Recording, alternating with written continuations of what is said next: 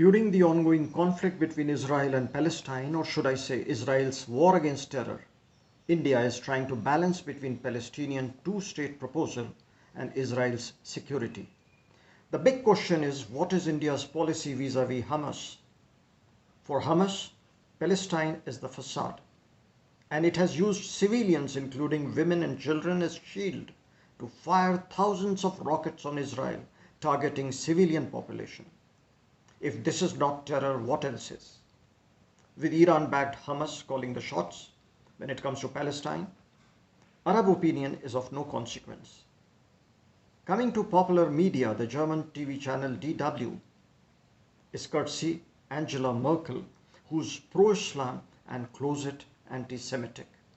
Watching BBC these days, especially the coverage of Israel's war against Hamas and its terror infrastructure, one gets a fair idea of who's controlling London as well as BBC. Of course, they represent the mindset of those who brazenly support the radicalized Islamists and terror. One fails to understand how anyone on earth can support Hamas after even a cursory reading of its covenant and charter.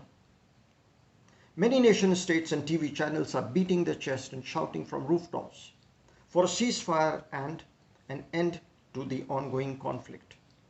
Israel has taken a principled stand on this by making it abundantly clear that the war against terror will not stop until they deprive Hamas of the capability to strike Israel for next several years.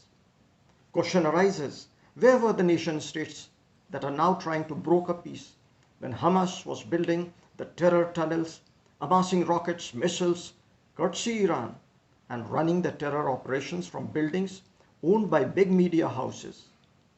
Hundreds of years of history tells us nothing has changed since the 16th century, when Mughal Humayun was on the run after his defeat by Sher Shah Suri in 1540.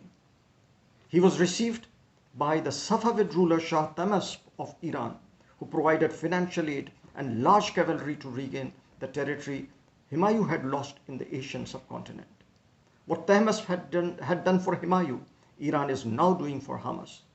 Humayun was proud to be called a Ghazi, which means a Muslim fighter against non-Muslims. Hamas was also always claiming that it will eliminate all Jews.